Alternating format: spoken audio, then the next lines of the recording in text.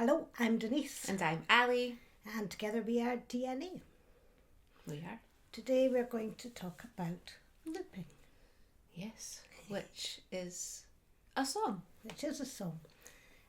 It was originally on, we'll get into all of that. However, it's the second song on the EP Becoming Mrs. Bell, which I wrote around the time of when we were courting and when we got married. And it's the first EP already up online. It's the first EP of a trilogy. I always do a trilogy. There's a beginning and a middle and an end of the album.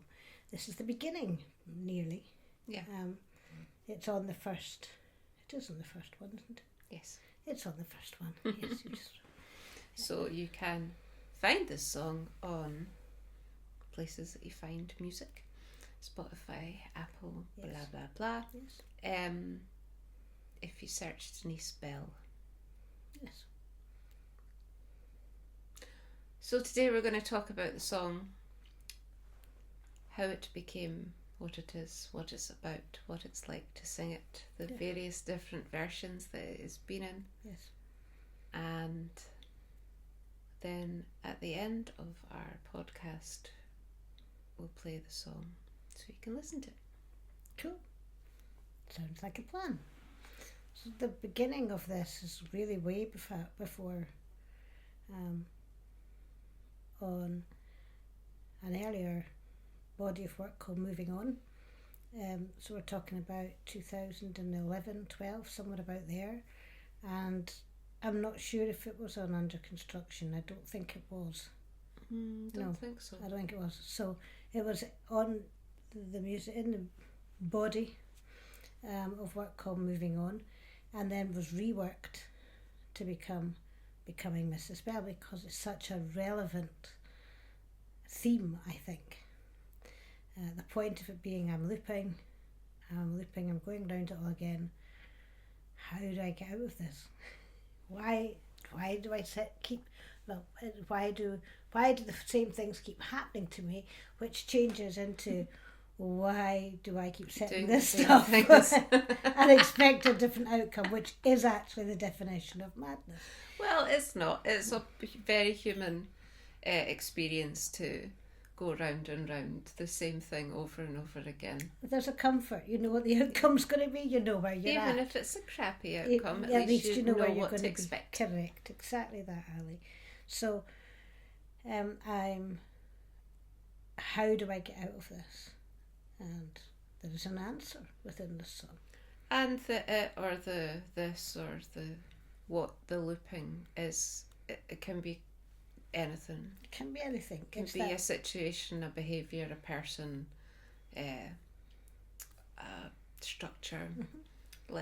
It's pretty relevant in just cycling round something over and over again. And the torture of that. Mm.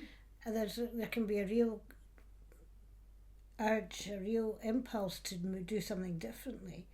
However, the known route, it comes out with the same outcome. So you take the same steps and then you go around it all again and you're like, how did I get here? And you're absolutely right, it can be absolutely anything. It can be behaviours, food, habits, people, situations, and you're like, how am I here again? Or actually then you build the awareness. Again. And then you build the awareness and you're like, oh, I'm here again. And then you're like, oh, I'm here again and I don't want to be here again. And oh, here I am going to here again. And so you get more awareness. But here I am going, and I still do it. There was a poem we've spoken about poems before, by Portia Nelson. I walked down the street, and then I walked down a different street eventually. But then I fall down the hole, and it's like, and it's my fault to be down the hole. Portia Nelson, something about hole. Oh God, I can't say that. I don't think it is called anything about a hole. I think it's something about I walk down a street. I walk down a street. So, Portia Nelson, I walk down a street, and actually there's a realisation in that poem, hold on, I'm in the setup of this. I'm here of my own making. we cannot always be aware of and avoid situations. Situations are out there. The world is doing a thing. However, there are some things that we do have more control of over than we think. And it's complex. Of course. We are all multitasking our way through life, so being able to have the psychological capacity all the time to be totally aware of every single thing that's going on, be it a good, a bad, or an indifferent thing. Like, we have to have some level of autonomic function to get through. And sometimes something else is just really taking our focus, and this wee thing can sneak in. And even though we were sure we were never doing that again. And then we're like, oh, we're doing that again. How? Exactly that, Around this time, I was listening to a lot of Paolo Nutini, and I loved that he could go from a Scots accent and a Scots feel to not and back again, and we saw him in the album after this, which was absolutely stunning, down at Glasgow. However, this album was very eclectic and very Scots at its roots and other roots in it as well. The first time that I'd really seen that you could go from one style to another style without it being a problem or an issue, or your niche or your whatever. And I really appreciated that. The music came from a walking song. I mean, not a particular one, just that rhythm of going round it and round it again, and something about, I had a vision of a wee bunch of women all doing this and round little groups of connection, sorting stuff out, right? If you don't know what a walking song is, it's a old song. Scottish working song. So they would do their washing their clothes to, or stuff like that. So that's what this means. And it's giving a rhythm to it that everybody's involved in. So the rhythm came from, in my mind, seeing about that kind of feel to it, and that now looking at it, that connection of people chatting it through, doing the thing, and that it's work. There's something working about it. It is, we're working it through, and it's work to do the change. So all of that was in the roots of the rhythm, and it was the rhythm that started the song. Before, like, different songs have come out in different ways, but that one, it was the rhythm. Is this one that you had the window wipers in the background? Or was that a different one? Same era, so it could have been, because that is a kind of windscreen wiper feel to it. It would not surprise me. However, I certainly remember walking round where we used to be, walking it out, but the rhythm is so distinctive that could very well be a possibility. It's like going back into the treasure troves to try and find things, because like each iteration of the song is in a different format. So like we just recording travelled on through the that. phone, then recording on a different kind of wee recording thing, other folk playing and recording it and their stuff, and then finally getting it to a studio, and then getting it to another studio. I'm holding my head, literally my hands, because it was the era that we've just been through. That was another big transformation. We'd gone from DAT machines to mini discs, and so there's a lot of stuff that was on mini discs, and then after that on to different ways again of doing it before we got to where we're at now. So it is a bit of a mining expedition to get through to the older versions, and I write songs mainly now on my phone. However, that was pretty new at that kind of time. Bless me, I sound like an ancient. I don't know. I feel like I'm gonna find it now, because I think this one was, you were in the car, the window wipers were on, and you recorded this onto your phone. back in the day when you could still record voice memos on your Apple phone when it was quite new. Yes. Obviously, I parked the car at the side of the road and kept the windscreen wiper on and did it in a safe manner. Of course. Or you weren't driving at all. Just sitting in the car, also possible. Yes. So I'm looping. I'm going back around it again. I'm looping. Going back around it all again. Repetition. Makes you feel crazy, but the crazy thing is to keep doing the loop. How can I break free from all that's happening to me? And in that there's a discount of what I can change, what my parts are in it. How can I break free and past the wall that keeps sending me back?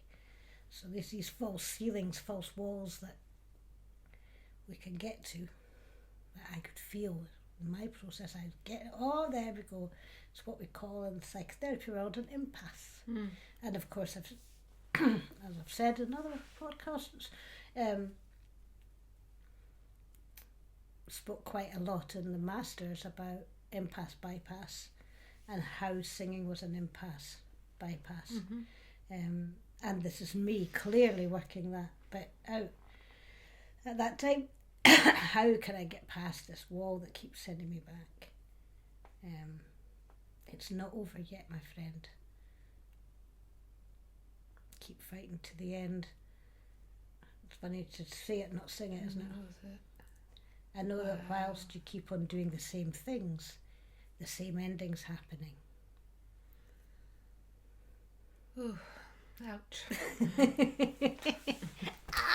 It's me again. I'm doing the same thing again, same ending. So yes, how can I break free? It's not over yet, my friend. Keep fighting to the end and know that whilst you do the same things, the same ending's happening. I'm looping until I feel quite bad. So that was the original version and where the music came from. And yes, we really do need to do a deep dive archives. And I think it'll probably be on a basis of, can we find that? Can we find this? It will we'll keep saying these things until they manifest and materialise. They're in here somewhere. This version you're going to play today was much less on the folk tip.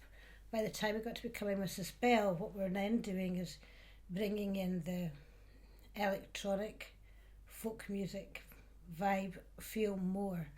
So it's very much electronic folk music. That was my aim. What's my contribution? What's a value? And so we started to bring in different sounds, and there's still strong guitar, but a very different guitar than the one in the first round mix. And it takes a step into beginning to get the Denise Bell, then DNA sound for the next album, Home, by really focusing on the instrumentation and on being much more introverted, I think, much more within myself, as we started to really search for these real authentic sounds. It wasn't that I was pretending and doing false voices before, but we were looking to be even more embodied, and it's right on that edge. It's on that cusp. I would probably not say introverted and say more like internal, because I think the sound is powerful and potent and crosses between, like, rather than it doesn't feel like an introverted version of you. Right. And when you're talking about electronic folk music, which I'm not sure as a genre existed or before we came up with it, because actually there's something about it being a sound that's aligned with what you want to put out, and we all are capable of doing any pure version of anything, folk, dance, electronic, any of those are possible, but actually it was bringing all the things that, all the parts of your voice and the singing you've done and the worlds that you've been part of into one world of sound. Which was something that I was really drawn to and striving towards and got stuck many, many years ago, in my early 20s. She just caught me yawning and my mouth's shut. I'm not bored, honest. Just relaxed. Nice. Nice frame. In my early 20s, and there was other, we had Run Rig that were doing things with guitars and doing other kinds of music. We had people experimenting with making modern sounds. Capercaillie were doing things in Gaelic and modern sounds back in these days, and I was trying to find my own sound at that time, and then my life went a very different direction. Indeed, still singing, but just a totally different direction, because I wasn't ready to, I couldn't grasp what it was. I put out some early bits and pieces. In fact,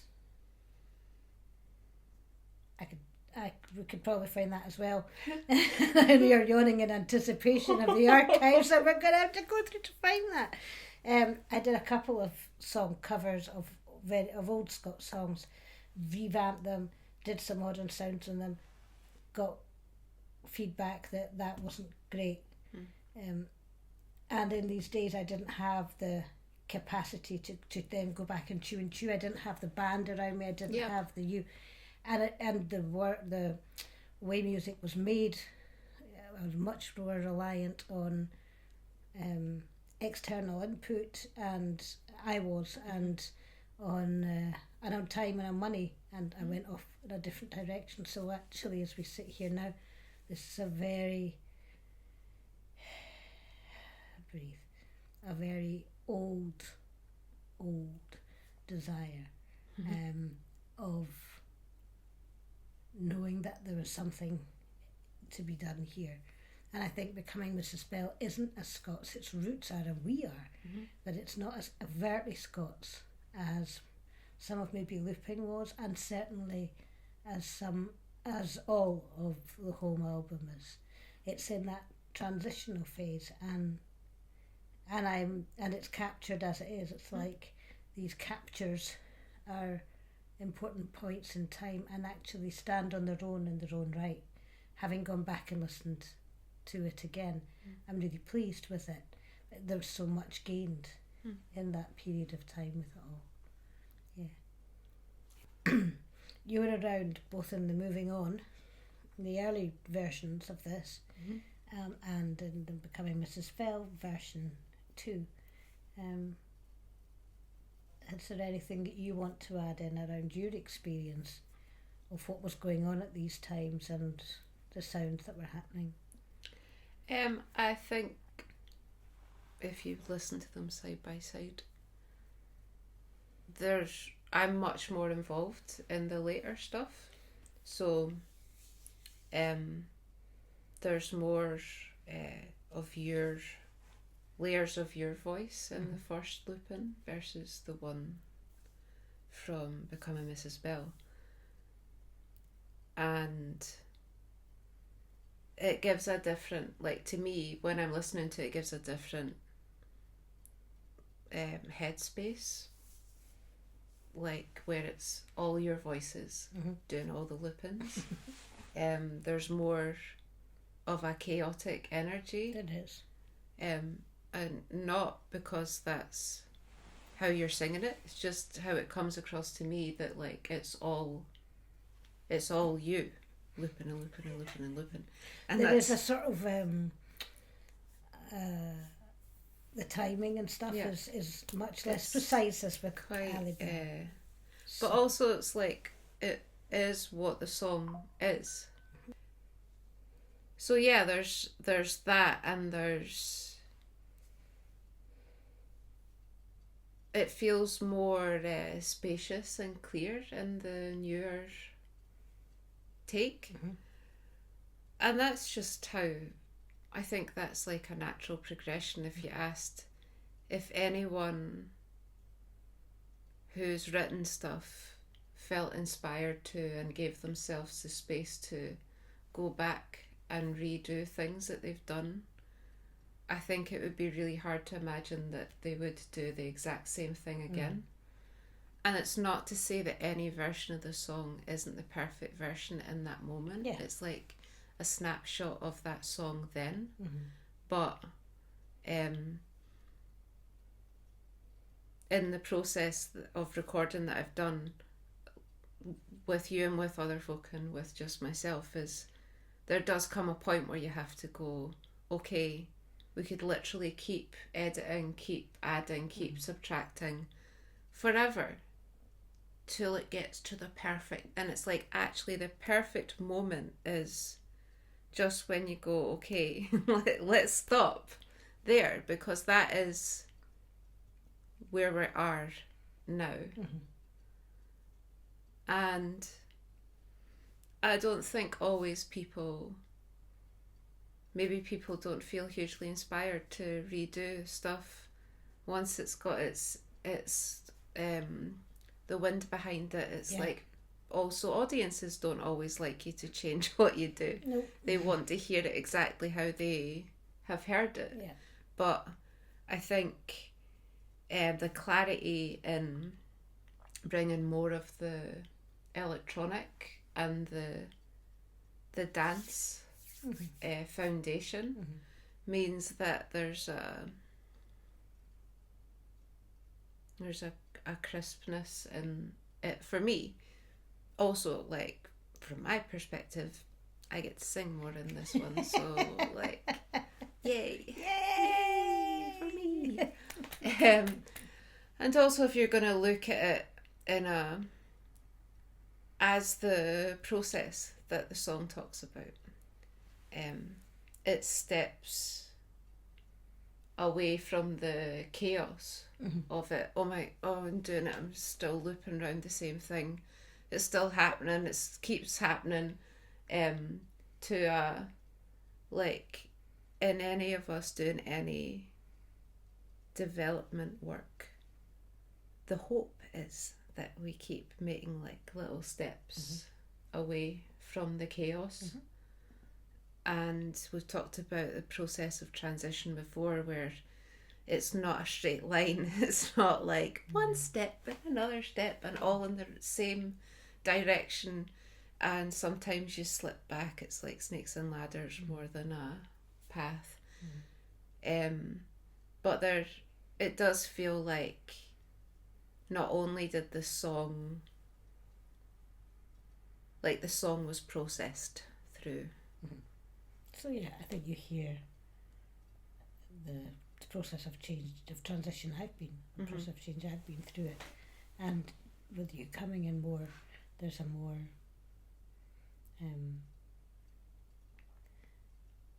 the timing's going to be good.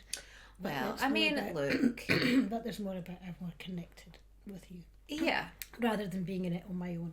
There's both of us in there, which I love. There's safety in numbers and difficult processes. And a different producer, and I'm just counting up on my fingers how far apart they were. About 8 years.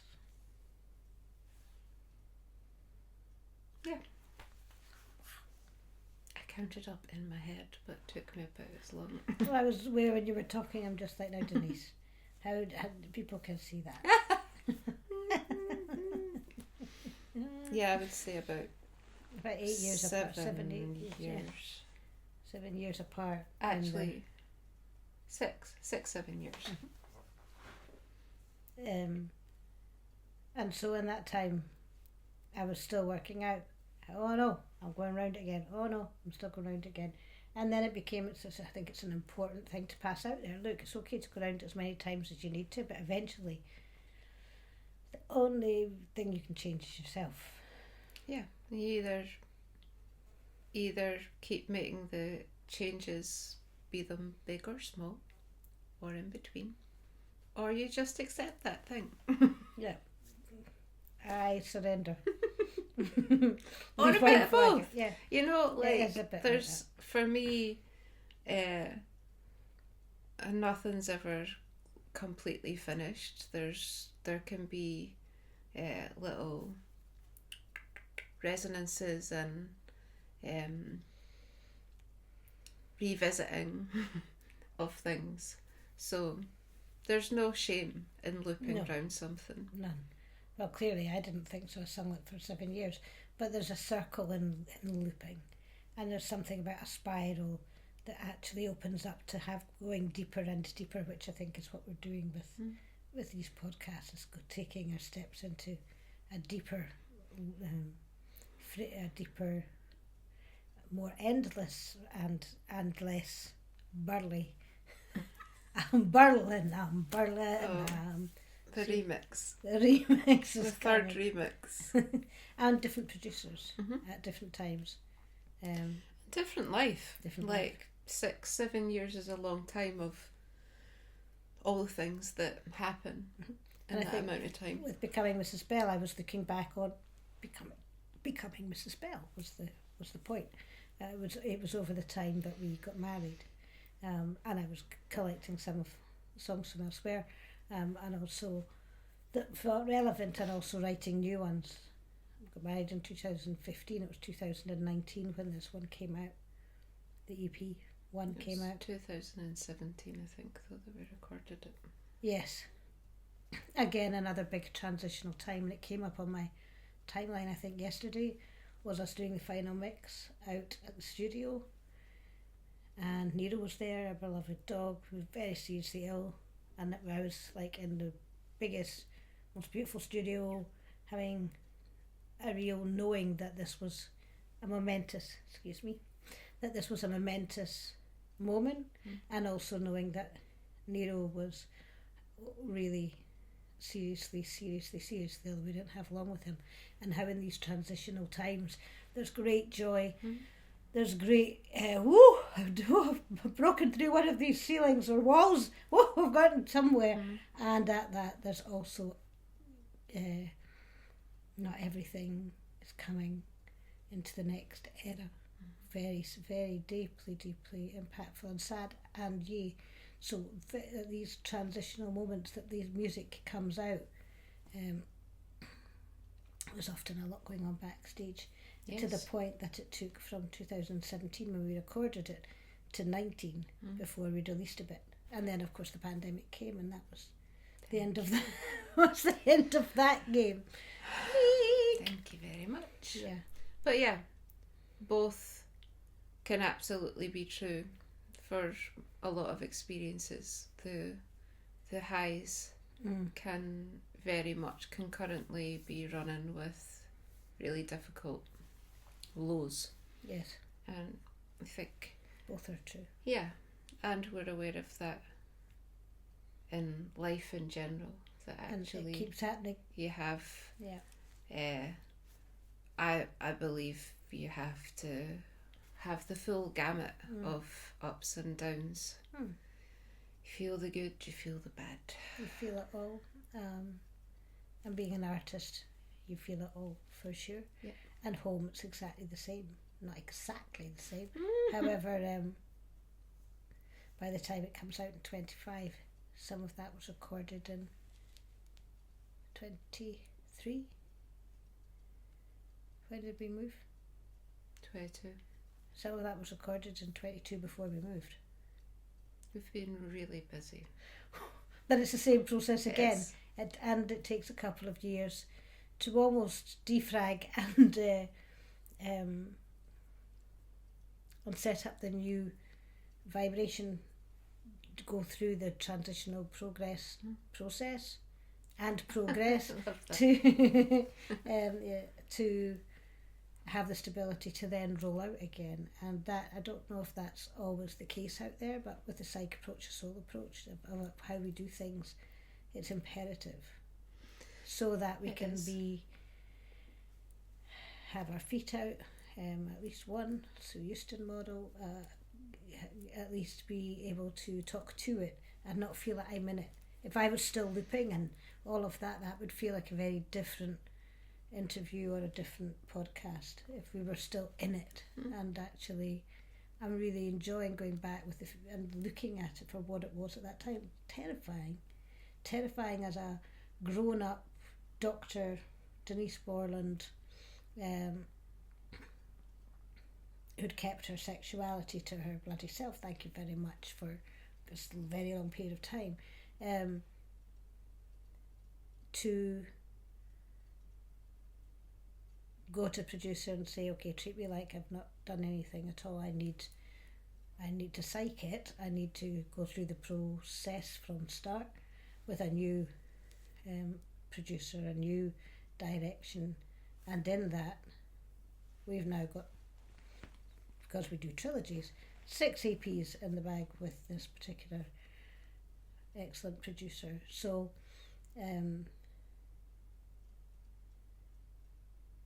yes, these moments of I have no idea how I'm going to get there, I have no idea what it is I'm doing, but I need to do something and to get good people around me in order to do a thing and to do the next level somehow. And it would have been easier if I would it have been easier? It would have been different. I've tried it always, but it would have been different not to have already established myself as a voice coach, as a teacher, lecturer, as opposed to an artist. So that was a huge leap of faith. And I don't, like all my leaps of faith, feel I had any choice. It was something I had to do to complete little tiny me's mission when I was in my early 20s of I want to be doing Scottish music and new music and taking it out, somehow doing that, that I couldn't quite work out. I didn't have the skill set to do it all. Well, thank you for doing it. Oh, thank for you. All of our years. Oh, it's been a pleasure to do it with you and to have the Becoming Mrs. Bell documented in such a way too, which felt, again, it's like a snapshot of how things were and who we were at that stage, as is home, a snapshot of where we grew to. It's like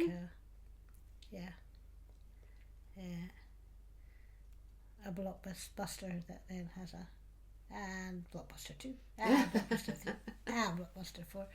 Sports felt like, for me anyway, a blockbuster of a life for sure. And thank you for your encouragement and You're welcome. stability for sure.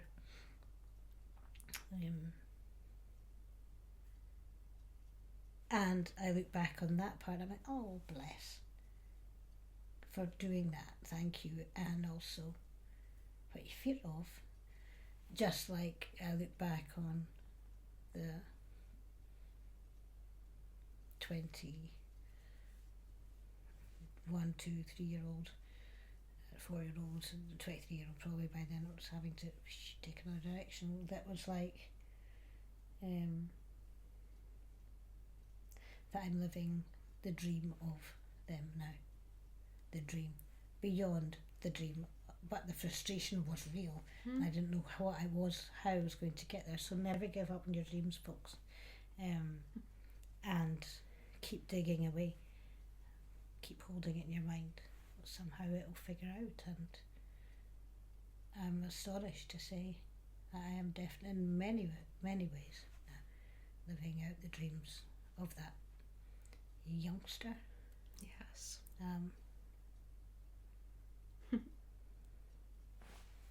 That's nice, isn't it? Yeah, lovely. Good for you. Thank you. Well, we'll play the song after we've said cheerio. You can connect with us on Facebook, Noble House Scot. You can check out the website, noblehouse.scot.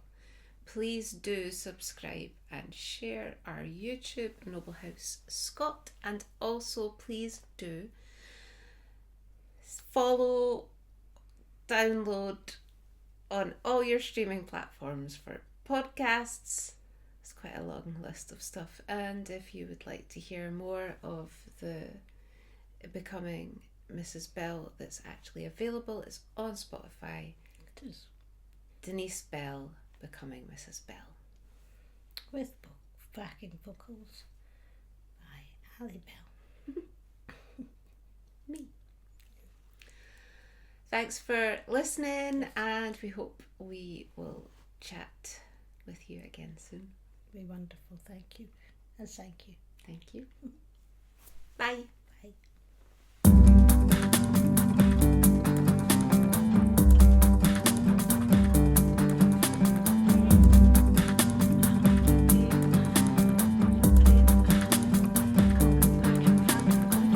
Thought I'd moved on and I was free. I'd want that dish looking back at me. I thought that I would be okay, but here I am anyway. I'm looping.